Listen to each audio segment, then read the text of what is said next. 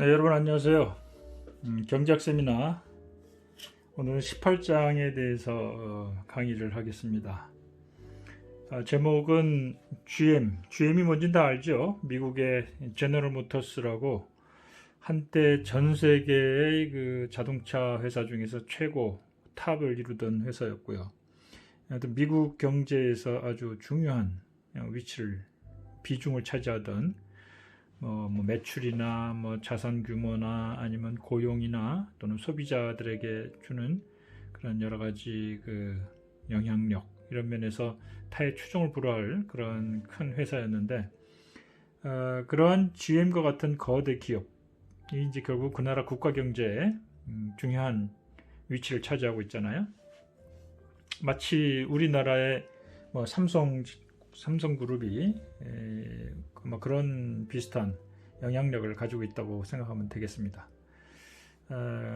그래서 지금 이 얘기는 이제 GM에게 좋은 것이 미국 전체에 꼭 좋은 것은 아니다라는 주제로 장하준 교수가 거기에 대해서 이제 여러 가지 논의를 전개하고 있는데 이거는 이제 우리에게도 굉장히 시사점이 크죠. 기업에 대한 정부의 여러 가지 규제들이 결국은 이러한 기업 활동, GM과 같이 미국 경제에 아주 중대한 영향력을 가지고 중요한 위치를 점하는 기업에게 나쁜 영향을 주면 결국 GM에게 나쁜 정책은 미국 경제 전체에도 나쁜 것이다 라는 그런 사고가 굉장히 팽배했던 적이 있었어요. 그런 부분에 대해서 꼭 그런 건 아니다. 그런 측면에서 일종의 반론을 제기하는 것이죠. 여기에 대해서는 많은 경제학자들이나 경제학자뿐 아니라 많은 그 국민들이 이러한 논쟁점에 대해서 서로 의견이 분분하기는 합니다. 그러나 우리가 보다 좀 더 중요한 팩트와 그리고 본질적인 어떤 문제를 생각해 보면 그 답은 자명하게 나올 수 있을 거라는 생각이 드는데요. 대부분의 국민들은 사실 이런 측면에 대해서 전문가가 아니기 때문에 전문가들이 하는 얘기를 듣고 또 그냥 그럴싸하게 들리는 쪽으로 생각이 기울어질 수가 있어요. 그러나 여러분들은 이제 경제학도고 또 경제학 전공자가 아니더라도 사회과학을 하고 또 경제활동을 하는 입장에서 우리 시장 경제 안에서 살아가는 사람으로서 그런 부분에 대해서 정확한 사실을 알고 또 거기에 대한 평가 또 그런 생각들을 정리를 해둘 필요가 있을 것 같습니다. 그런 의미에서 매우 중요한 주제라고 생각이 됩니다. 여기에 대해서 이제 그 송앤강 두 사람은 그 반대 입장에 있는 것이죠. 그래서 이제 GM에게 기업에게 좋은 것이 항상 국가에도 좋다라는 그런 거에 대해서 장하준 교수가 반론을 펴고 있고요. 그러한 장하준 교수의 반론에 대해서 송앤강은 다시 또 재반론을 하는 것이죠. GM은 규제가 없어서 몰락한 것이 아니다. 이런 논지로 얘기를 하는데요. 어떤 얘기인가 한번 살펴봅시다. 자, 먼저 문제적 주장으로서 뭐냐? 문제적 주장은 이제 장하준의 책에서는 이제 그들은 이렇게 말한다라는 부분이 해당이 되는 것이고요. 다음 페이지에 있는 반론의 요지는 그러나 이런 말은 하지 않았다 하는 그 부분에 해당이 되는 겁니다. 자, 먼저 우리가 일반적인 사람들이 갖고 있는 생각 뭐냐면은 기업은 자본주의의 심장이다. 그죠? 이 말을 부정할 사람은 아무도 없어요. 규제론자라든지 정부가 좀 더 많은 역할을 해야 된다. 강한 정부, 큰 정부를 주장하는 사람조차도 이 자본주의의 심장이라는 것, 기업이 시장의 중심이고 이렇다는 사실을 부정할 사람은 아무도 없습니다. 그래서 이 기업은 제품을 생산해서 많은 재화를 그리고 서비스를 공급을 하죠. 그거 없으면은 국민들이나 사회 구성원들이 정상적인 생활을 할 수가 없으니까요. 그 다음에 또 중요한 것이 그러면서 동시에 또 많은 일자리를 창출한다. 이것도 당연히 중요한 얘기죠. 그리고 이제 이러한 그 시장에서의 경쟁 관계를 통해서 갈수록 새로운 기술을 개발하고 새로운 또 시장을 열고 또 시장을 확대하고 그렇게 함으로써 경제가 발전하게 하고 따라서 사람들의 경제적인 생활 수준을 더 높여주는 그런 역할을 한다는 것에 있어서 그걸 부정할 사람은 아무도 없다. 오케이, 좋다 이거예요. 그렇지만 기업에게 좋은 것이 나라 경제에도 좋다라고 이렇게 단언할 수가 있느냐. 여기다 단언컨대 뭐 이런 말 많이 하죠. 단언컨대 기업에 좋은 것이 나라 경제에 좋다. 그럼 뒤집어 말하면 기업에 나쁜 것은 나라 경제에도 나쁜 것이다. 근데 여기 이런 말을 집어넣죠. 항상 그런가? 항상? 대부분의 경우 이 말이 맞아요. 그러나 그렇지 않은 경우도 있다. 이게 이제 장하준 교수의 논쟁점입니다. 근데 이제 문제는 이 시장 자유주의자들이라고 그러죠. 또는 기업 편에서는 경제학자들의 주장은 기업 친화적이지 않으면 국가 전체적인 또는 각 기업의 국제 경쟁력이 약해진다. 기업 친화적이지 않으면 약해진다. 정부가 자꾸 기업에 불리한 그런 정책을 만들고 규제를 만들고 하면 그것이 결국 기업의 발목을 잡을 것이고 국제 경쟁력이 약해진다. 그러면 국가 전체적으로 나쁜 거 아니냐 이거죠. 다른 나라 기업하고 경쟁하는데 불리해지면은 그 돌아오는 게 국민 경제 전체에 나쁜 영향이다. 따라서 결론은 이 사람들의 결론은 정부가 나서서 자꾸 규제하지 말고 기업들에게 최대한의 자유를 줘라. 최대한의 자유를 보장해야 한다는 그런 주장이죠. 한마디로 말하면 시장 자유주의자들의 주장이 그렇다는 거예요. 자, 여기는 이제 맞는 부분도 있고 꼭 맞지 않는 부분도 있다는 거, 그거를 한번 살펴보자는 거죠. 자, 그런 주장에 대해서 이제 그 반대 입장에 있는 사람들은 이런 얘기를 해요. 기업에게 최대한 자유를 주는 것이 국민 경제는 물론 기업 자신에게 좋지 않을 수도 있다. 항상 좋은 게 아니다. 항상이 아니다. 기업에게 자유를 주는 것이 곧 기업에게도 득이 되고 국가 경제도 득이 되는 것이냐? 꼭 그런 건 아니다 이거죠. 반면에 시장 자유주의자들은 뭐예요? 무조건 기업에게 자유를 주라. 기업이 시장에서 활동하는 거에 대해서 딴지 걸지 마라. 태클 걸지 마라 이런 얘기죠. 나아가서 그뿐 아니라 모든 규제가 다 해로운 것도 아니다. 오히려 규제가 유익한 것일 수도 있다 이거죠. 자, 보세요. 첫째 논지는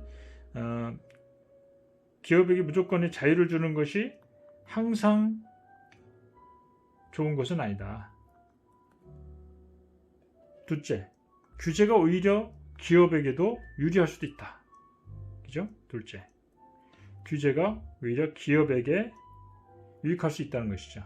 그런 규제도 많이 있다는 겁니다. 자, 예를 들어서 이런 겁니다. 어떤 규제를 내리면 분명히 그걸로 인해서 불리해지는 기업이 있을 수 있어요. 예를 들어서 공해물질을 내보내지 마라. 낙동강 상류에서 뭐 폴리페놀인가 옛날 페놀인가요? 어떤 그 구미 그쪽에서 물을 비 오는 날 몰래 방류해가지고 물고기 다 죽이고 그게 대구 전체에 250만 인구의 그 식수원을 오염시켰잖아요. 정말 심각한 문제가 있었습니다. 아마 여러분들 아주 어렸을 때인가요? 그랬을 때 여러분들은 잘 모를 수도 있는데 그 기업은 그런 기업이 있습니다. 그게 이제 경제학에서는 이제 부정적인 외부 효과죠. 근데 그런 거에 대해서 제재를 가하면 그게 규제가 되는 것이죠. 그런 거 절대 내보내면 안 된다. 정화를 시켜서 내보내라. 비용이 들더라도. 그러면 그 기업에게는 정화 비용이 들기 때문에 불리해지죠. 그러나 그 규제가 있음으로 해서 환경오염이나 식수원이나 사회 공동체 전체에게 큰 이득이 될 수 있어요. 그걸로 인해서 대구 시민들의 상당수가 질병에 걸리고 그걸로 해서 암에 걸리고 잃어버리면은 산업 생산이나 경제 전체에 엄청난 피해와 손실을 가져다 주는 거 아니겠습니까? 그런 얘기예요. 그것이 사회 전체뿐만이 아니라 또 기업 부문에게도 유리한 경우가 있을 수 있다 이거예요. 자, 지금 이제 기업 부문에게 이제 핵심을 맞추는 겁니다. 그럼 아까 금방 얘기한 거는 이제 사회 전체에 유리한 경우가 있고요. 그 다음에 기업 부문에게 유리한 부분은 뭐가 있느냐? 예를 들어서 공동자원을 파기하는 것을 규제를 한 것을 들 수가 있어요.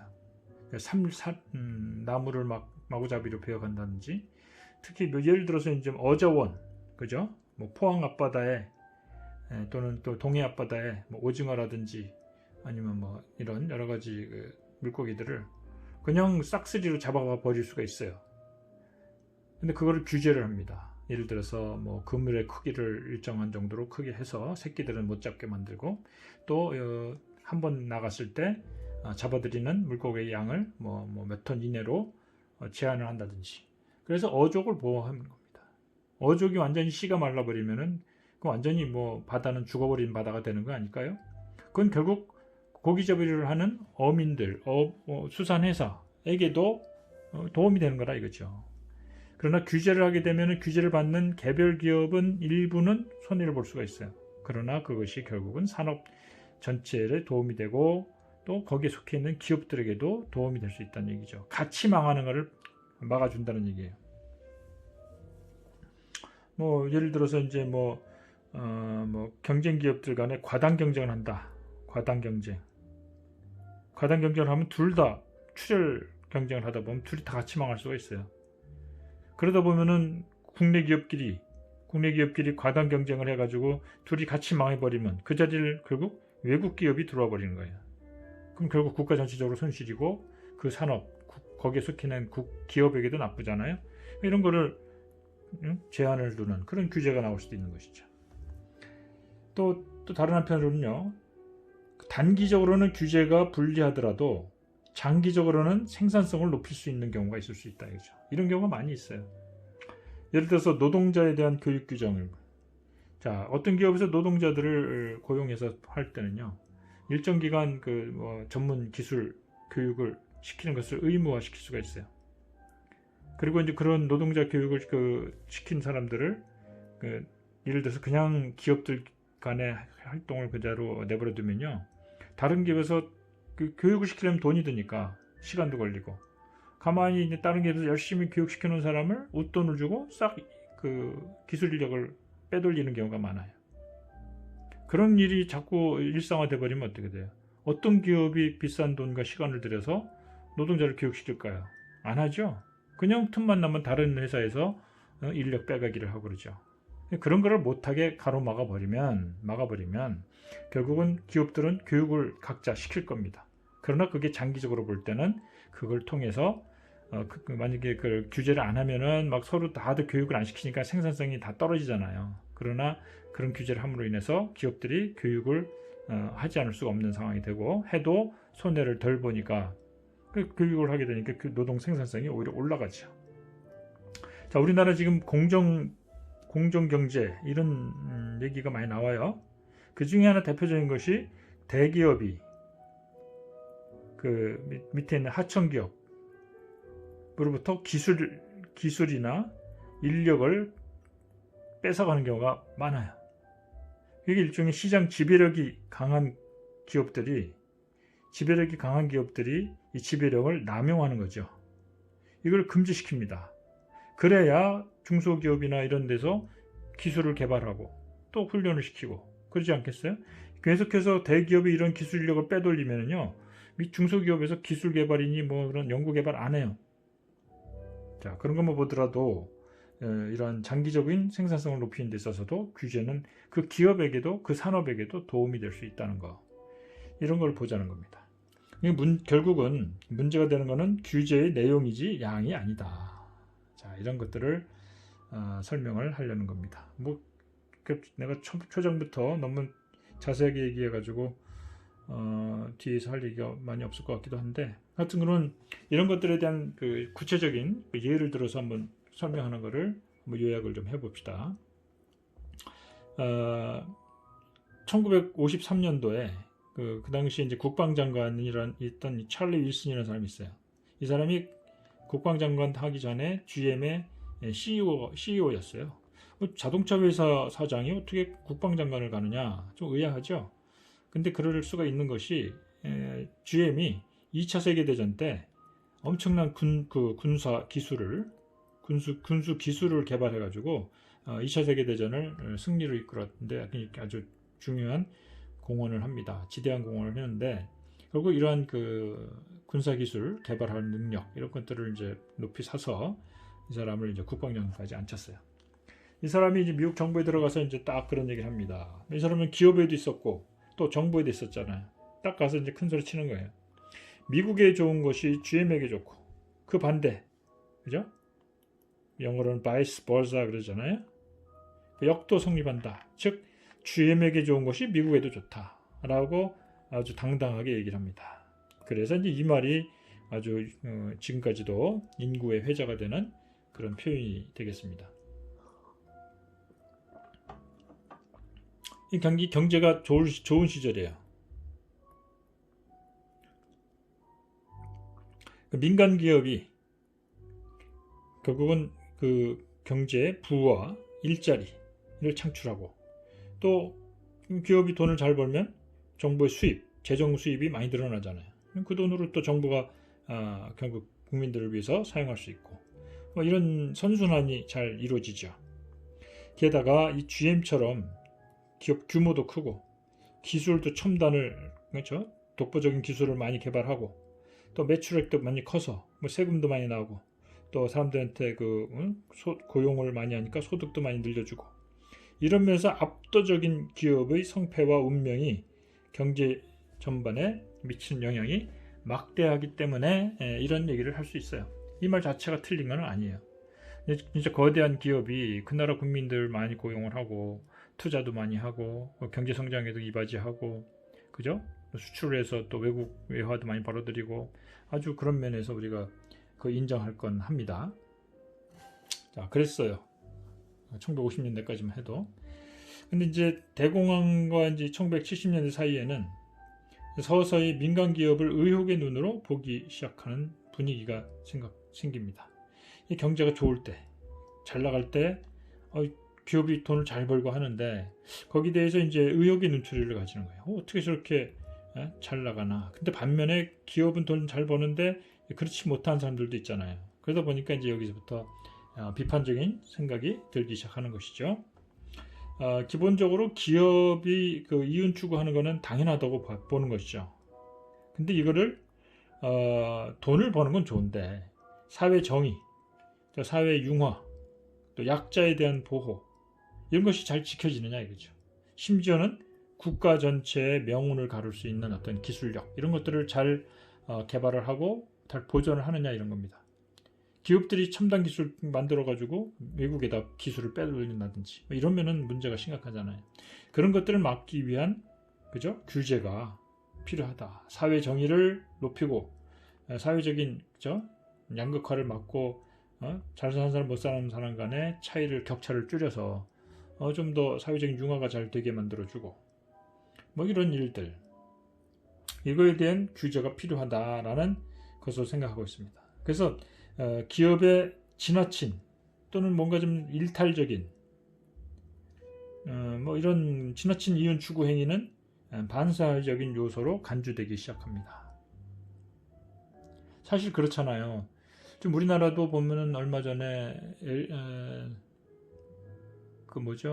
카이스트에서 그 자율주행 자동차 만드는데 그 레이더로 이제 그 자동차 사방의 그 레이더로 이제 그 움직임을 감지하는 그런 기술을 가진 첨단 기술을 가진 교수가 이제 카이스트 교수가 있는데 그 양반이 중국에서 뭐 수억을 돈을 받고 그 기술을 중국으로 빼돌렸다는 겁니다. 참 우리나라로서는 그걸로 인해서 굉장히 큰 손실을 보죠. 국가 전체적으로. 이 중국이 그런 짓을 잘해요. 하여튼 그런데 그래서 이제 욕을 많이 먹는 거죠, 중국이. 근데 하여튼 간에 문제는 우리나라 그 첨단 과학자가 그런 것에 유혹에 넘어가서 그렇게 함으로써 굉장히 힘들잖아요. 근데 그 사람도 그렇고 중국 기업도 그렇고 다 극단적인 자기 자신의 이익 추구를 하는 겁니다. 그런 자신 개인적인 이기심에 의해서 그 극단적인 이윤 추구를 하다 보면은 사회 전체적인 또 국가 전체적인 면에서 손실을 끼칠 수가 있다는 겁니다. 그래서 이런 거를 막기 위해서 최소화시키기 위해서 사회 전체적인 이익을 추구하기 위해서 기업에 대해서 허가제를 내고 어떤 분야에 기업이 진출할 때 심사를 해서 허가를 하는 경우도 꽤 있어요. 요건 뭐 이렇게 다 그런 건 아니고요. 굉장히 중요한 의미를 가진 그런 분야에 대해서는 허가제가 있습니다. 또 국가 발전을 위해서 특정 산업을 정부가 나서서 육성을 해주는 것, 벤처기업 또 창업을 도와준다든지, 또는 특정 산업에 대해서 정부가 연구개발비를 대주고, 또 만약에 잘못되더라도 정부가 보증을 서주고 또는 자금을 지원해주고 뭐 펀딩을 해준다, 이런 얘기죠. 또 소규모 농장, 소규모 공장, 소매점 및 소기업 영역에 대해서 대기업이 진출하는 걸 금지시키는 수도 있어요. 예를 들면 대기업은 불만이겠지만 그 공룡 같은 대기업이 이런 데 소규모 기업들이, 소규모 영업체가 일하는 데 들어가면은 그건 순식간에 전멸시켜 버립니다. 그 소규모 업체들을. 그럼 결국은 산업 생태계가 파괴가 될 수가 있어요. 대기업이 시장 지배력을 높여가지고 오히려 소비자들에게 피해를 줄 수도 있고, 그 소규모 기업에 종사했던 사람들 고용 노동 시장이 완전히 또 한 방에 날아갈 수가 있죠. 이런 걸 막는 거고, 또 노동자 권익을 위한 노동 규제. 자, 노동자 권익을 위한 노동 규제. 자, 이 부분 이따 또 얘기하기로 하고요. 또 소비자에 대한 권리. 그죠? 어떤 제품을 샀을 때 뭐 하자가 생기거나 문제가 생기면은 소비자들이 얼마든지 환불을 요구할 수 있고, 그거를 정부가 법으로 보장해주는, 이런 걸 해야 기업들이 책임감 있는 물건을 만들고, 그렇게 해야 제품에 대한 경쟁력이 올라가고 해외 시장에서도 품질을 인정받을 수 있는 것이죠. 자, 이런 분위기가 이제 70년대까지 상당히 강한 힘을 얻었었는데요. 문제는 이제 70년대 이후에 또 반대 기류가 생깁니다. 기업에 좋은 것이 국가 경제에도 좋다라는 친기업 정책이 확산이 되기 시작합니다. 근데 왜 이 1970년대를 기점으로 해서 왜 그 이전과 이후가 왜 달라졌느냐? 이 70년대 이전까지만 해도 미국을 중심으로 해서 전 세계 경제가 굉장히 골디락스라 그러나요? 골디락스. 그죠? 굉장히 경제가 잘 나갔어요. 호황기를 누렸다고 보면 됩니다. 대호황기를 누렸어요. 그런데 70년대 이후 오일 쇼크가 생기고 등등 하면서 세계 경제가 불안해지고, 그래서 이제 부도나는 기업도 많이 생기고, 경제 자체가 굉장히 변동이 심해지고, 그런 상황에서 결국은 고용시장도 불안해지는 것이죠.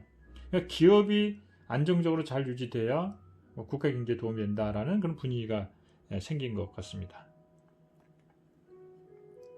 그래서 모든 규제가, 모든 규제가 거대 기업에게만 해로울 뿐만 아니라 사회 구성원 전체에도 손해라는 그런 주장이 힘을 얻게 됩니다. 그래서 결국은 기업이 규제를 받아서 생산이 줄으면 시장이 작아지고 그거 나오는 이득, 파이의 크기도 줄어드는 거 아니냐, 이런 논리.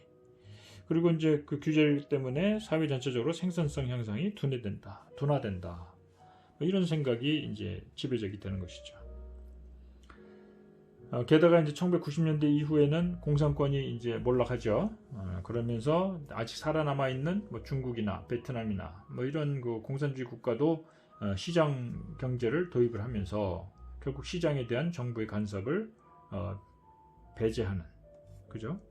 그러면서 민간 부분을 제약하는 정책을 포기해 나가는, 이런 세계 시장에서의 변화가 나타납니다. 결국 이것들이 신자유주의가 이제 아주 확산되는 그 과정을 보여주는 거라고 할 수 있습니다. 시대적으로 1970년대 이전까지는 어떤 정부의 규제의 필요성이 굉장히 강조되다가 70년대 이후부터는 이제 시장 자유주의가 더 힘을 얻는 그런 시대가 됐다는 겁니다. 그런데 이제 2000년대 들어서 미국의 제조업이 굉장히 경쟁력이 약화가 돼 갑니다. 그러다가 이제 결정적으로 2008년도 세계 금융 위기가 닥쳤죠. 이 과정에서 GM이 파산을 해버립니다. 찰리 윌슨, GM의 CEO가 국방장관이 돼가지고 GM에게 좋은 것은 미국에도 좋다. 또 미국에 좋은 것은 GM에게도 좋다라고 굉장히 자신 있는 그런 발언을 했는데 불과 한 50여 년도 못 돼서 GM은 영원히 사라질 위기에 놓인 거죠. 그래서 결국 미국 정부가 576억 달러, 우리 돈으로 치면은 뭐 한 60조 이상이 되는 돈이에요. 60조 이상이나 되는 공적 자금을 GM 하나를 구하기 위해서, 그것도 세금으로, 이게 다 세금이거든요. 세금으로 들여가지고 이 기업을 구해줍니다. 실제로 GM은 미국의 국영기업입니다. 정부가 인수를 해버린 거라 생각하면 돼요. 대규모로 구조조정을 해서 이제 아직도 명맥은 유지하고 있어요. 이러한 구조조정, 공적 자금을 통해서 구해주는 거, 이런 구제는 결국 최악을 피하기 위한 차악을 선택한 것이다 라고 말할 수 있어요. 최악이 뭐예요? 그냥 부도나게 내버려 두는 거예요. 시장 자유주의자들의 논리에 따르면요, 경쟁에서 도태되는 기업들은 시장에서 퇴출돼야 된다라는 것이 그 사람들의 기본 논리거든요. 그런데 GM은 큰 회사고 경제에 큰 영향을 주기 때문에 망하는 걸 막아야 된다. 대마불사라는 말이 거기서 나오는 거죠. Too big to fail.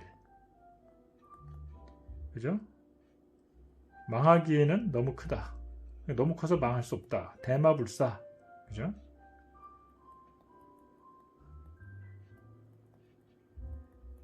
큰 말은 죽지 않는다. 이게 어디서 나온 얘기? 바둑에서 나온 얘기죠. 집이 굉장히 큰 집이 있어요. 바둑판에서. 이게 아주 큰 집은 잘 망하지 않는, 죽지 않는다 이런 얘기. 왜냐면 바둑알 들어가는 거 뭐 두 집만 딱 보장만 되면은 절대 죽지 않거든요. 근데 조그만 집은 그 집을 두 개를 만들기가 어려워요. 반면에 큰 집은 그런 걸 만들기가 쉽기 때문에 그런 얘기가 나왔어요. 결국 이건 차악이다. 이것이 꼭 좋은 거는 아니지만 어쩔 수 없이 택하는 것이다 이런 얘기예요. 그런 의미에서 볼 때 이게 미국의 국위를 위한 것이다 라고 하는 말, 그렇다면 꼭 그런 의미라면 틀린 말은 아니라는 얘기죠. 자, 미국이 최악이라는 뭐예요? 미국의 최악. GM이 파산하면 거기에 속해 있는 노동자들 다 실직자가 되고요. 거기에 많은 원료와 중간재를 납품하던 그런 관계 회사들도 다 문 닫아야 되는 것이고요. 그리고 거기에 투자했던 사람들도 다 파산해 버리는 것이고. 그럼 미국 경제 전체에 굉장히 큰 나쁜 영향을 주게 되는 것이죠. 그걸 막기 위해서 비록 세금으로 이 참 망해야 될 회사들을 생산성도 떨어지고 경영 능력이 안 되는 회사를 구해준다는 것은 상당히 비효율을 초래하는 거긴 하지만 이 최악을 막 피하기 위해서는 어쩔 수 없이 막을 필요가 있다는 그런 것이 그 당시에 GM을 공적 자금으로 구해준 논리가 되는 것이죠. 그리고 결국 그게 미국의 국익이다 라면은 뭐 그 말도 틀린 말은 아니다 이런 얘기예요. 자, 그러나 여기서 우리는 교훈을 얻어야 돼요. 그거야 뭐 미국 정부가 GM을 구하게 된 것은 그 나름대로의 그런 이유 때문에 물먹여 잡먹기로 고육지책으로 구해준 거라고 할 수 있겠죠. 그러나 그러면 또다시 그런 일이 반복되지 않게 하기 위해서는 그 근본 원인을 잘 알아야 되고 그 원인을 이해를 해서 차후에는 그런 일이 또 발생하지 않도록 예방을 해야 되겠죠. 그런 의미에서 이제 우리가 몰락의 원인을 볼 필요가 있다는 겁니다. 자, 이거 좀 시간이 됐으니까 잠깐 쉬는 의미에서 파일을 바꿔서 계속하도록 할게요.